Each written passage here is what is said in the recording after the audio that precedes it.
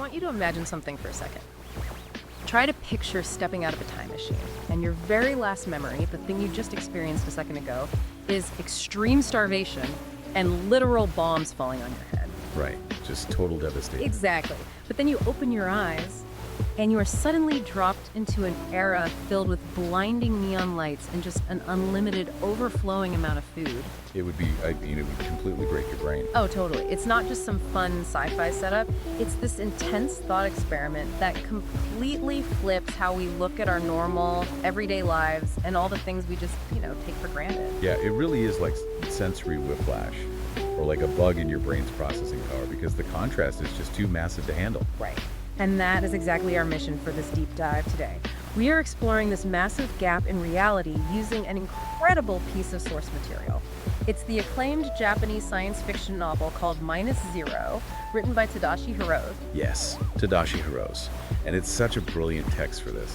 The story follows a protagonist named Toshio Hamada, who is a 14-year-old boy. Just 14, a kid, really. Exactly. And the era he's living in is Showa 20, which is May of 1945. And Tokyo during this specific time is, well, it's quite literally a living hell. Yeah, the text focuses heavily on the night of May 25th going into the 26th. Right, which historically was when Tokyo suffered one of the most massive, indiscriminate bombing raids by American B-29s. But our goal today isn't just to recite historical facts about the air raids, right? We want to look through the eyes of this 14-year-old boy in an extreme state of survival. We're looking at the modern, colorful, gluttonous world through Toshio's filter of hunger and absolute terror. So let's start with the most basic, inescapable human need, food, and the physical body. A great place to start. So in May of Showa 20, Toshio is 14. He's a second-year middle school student. And anyone who's been a teenage boy or raised one knows that at that age, you are basically a bottomless pit. Oh yeah, you could eat a whole pizza and be hungry an hour later. Exactly. But the text states very plainly, almost chillingly, that he hasn't had a full stomach in recent memory. And that matter-of-fact description makes it so much more terrifying. Because by 1945, the rationing system in Japan had just completely collapsed. On paper, it was supposed to be, what, a couple thousand calories? Yeah, theoretically, the official ration was calculated at a little over 2,000 calories a day. Yeah. But the reality, you'd stand in line at the distribution center and get a tiny handful of dried corn flour. And that was supposed to replace your staple food for an entire week. Wait, dried corn flour? How do you even eat that? Like, you can't just eat powder. No, you definitely can't. You'd have to dissolve it in hot water to make this watery, sad porridge, or maybe form into little dumplings just to trick your stomach. The nutritional value is virtually zero. Wow. The only reason Toshio hasn't collapsed from severe malnutrition is because his mother is desperately selling off her own clothes, her kimonos, to buy food on the black market. Every single day is a tightrope walk, just to stay alive. And what really gets me, the part that just breaks my heart, is what Toshio does to cope. He actually uses sleep as a substitute for food. Yeah, it's a brutal reality. He rationalizes it by saying, well, if I can't fill my stomach with rice, the only luxury left is sleeping. Because if his stomach is empty, his digestive system doesn't have to do any work, so he can actually sleep deeper. It's a really dark biological logic. Right.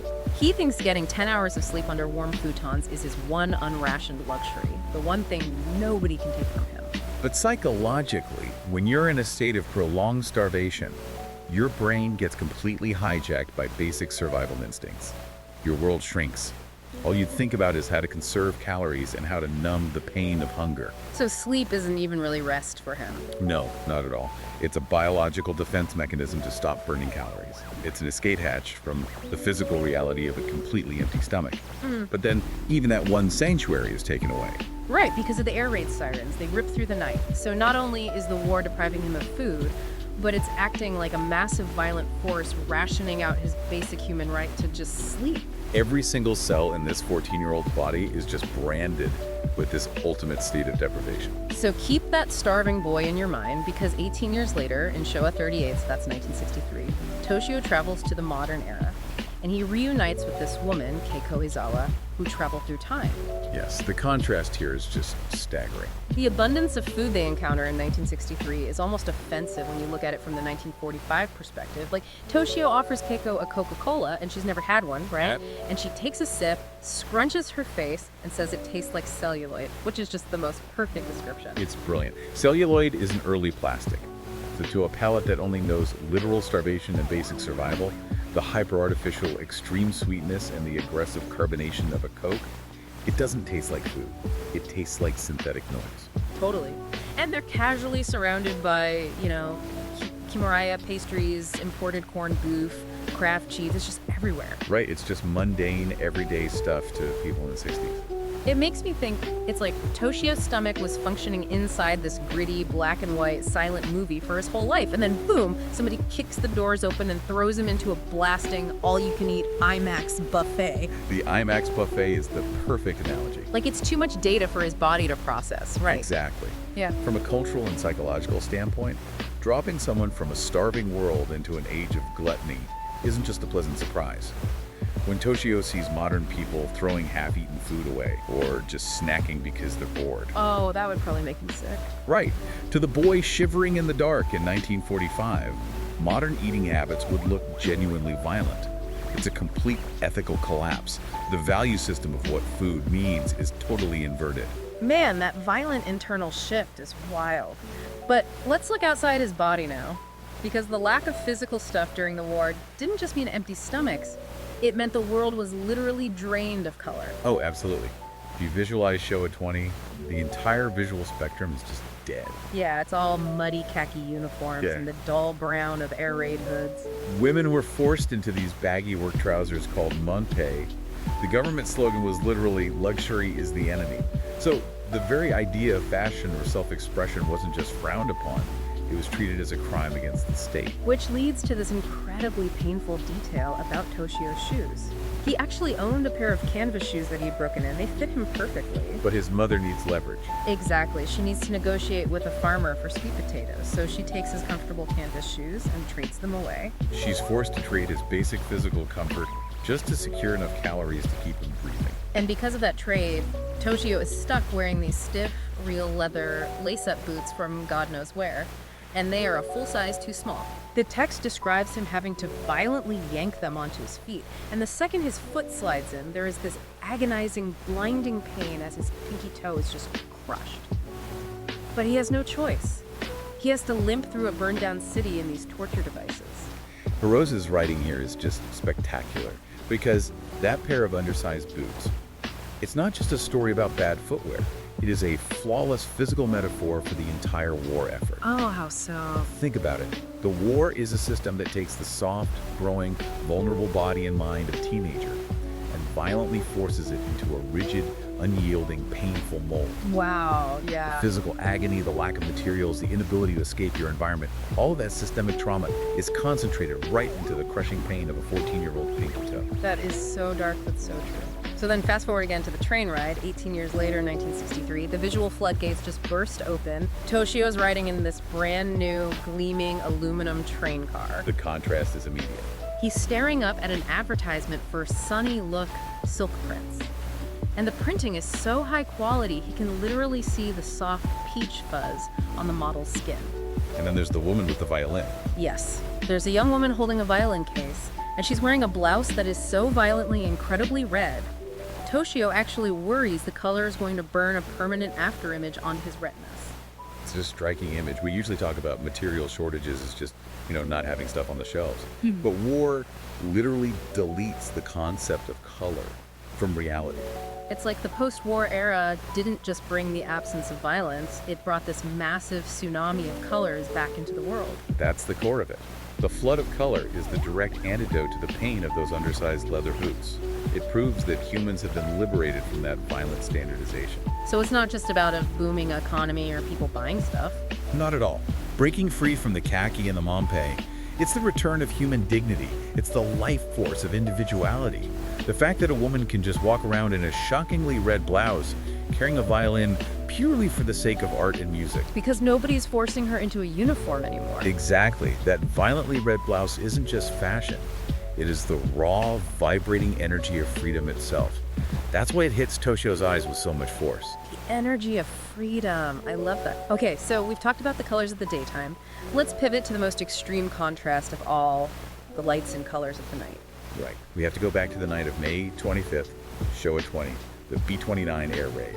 The book renders this with such terrifying clarity, both visually and audibly. You have the deep, bone-rattling hum of the heavy bombers flying in formation, and then the sound of the incendiary bombs actually falling. Yes, that specific sound. It doesn't sound like a typical movie bomb, right? There's no high-pitched whistle and giant explosion. The text describes it as a pasa-pasa sound, like the dry clacking of bamboo swords hitting each other. It's so eerie. Why did it sound like that? It's a really grim detail. The US forces were dropping M69 incendiary bombs. But these weren't single giant explosives. They were cluster weapons. Oh, so they broke apart. Exactly. A main canister would open in the air, and dozens of these smaller, pipe-like bombs would scatter and fall. And to stabilize their descent, each of these little pipes had a cloth ribbon like a tail that deployed. Oh, wow. So as hundreds of these ribbons caught the wind and snapped in the air, it created that fluttering, clacking pasa-pasa sound, like an army of unseen people striking bamboo swords together in the dark. That is deeply chilling. And then they hit the roofs and the ground with the sharp shoe sound, and they just sprayed deadly, beautiful sparks everywhere like fireworks. Right, because they weren't meant to blow things up. They were designed to scatter a highly flammable jelly napalm to efficiently burn down Japan's wooden houses.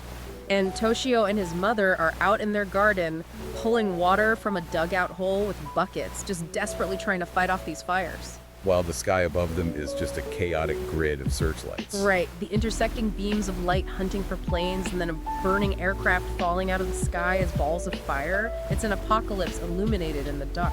Now compare that terrifying light show to the scene 18 years later. Toshio and Kaiko are looking out from a high hotel window at the modern Tokyo nightscape. The difference is mind-blowing. They see the soft neon signs of restaurants, the steady yellow glow of sodium lamps lining the new highways, and this warm red haze over Ginza in the distance. And right where those frantic, terrifying searchlights used to crisscross the sky looking for bombers, Tokyo Tower stands peacefully, all lit up. And Kaiko just looks at it and softly says, "It's peaceful." Which is such an understatement, but so profound. It's a brutal irony, though.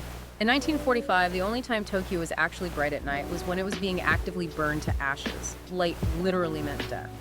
You've hit on the massive paradigm shift there. During the war, there were strict blackout orders. Letting any light escape your house was illegal. Darkness was your only shield against the bombers above. And light was the weapon used to burn you? Exactly. So when we look down at a glittering, neon-lit city today, it's not just a sign of good electrical infrastructure. The meaning of light completely flipped. Yes. A brightly lit city at night is the ultimate definitive symbol of safety. The fact that anyone can walk down a brightly lit street without fear in the sky, that is the miracle of a thriving civilization. The light went from being a harbinger of death to the very proof of life and security. When you lay it all out like that, it's obvious how brilliantly Hirose constructed this story. He doesn't just give us dry dates and facts. He forces us to feel the difference between war and peace through the exhausted, starved sensory organs of a 14-year-old kid. Right, it's not history as a record. It's history as a raw physical sensation. The pain of the boots, the fake taste of the cola, the clacking sound of the bombs. You feel the whiplash in your own gut. Absolutely. It makes you realize how the completely mundane, boring safety of our world is actually this staggering, magical achievement. We really do live in a miracle of sensory abundance. We really do. So I want to leave you with something to think about after you finish listening today. The next time you walk down a brightly lit street at night, or you casually open your fridge and see shelves full of colorful food, just pause for a second. Imagine your 14-year-old self from a harsher past standing right next to you.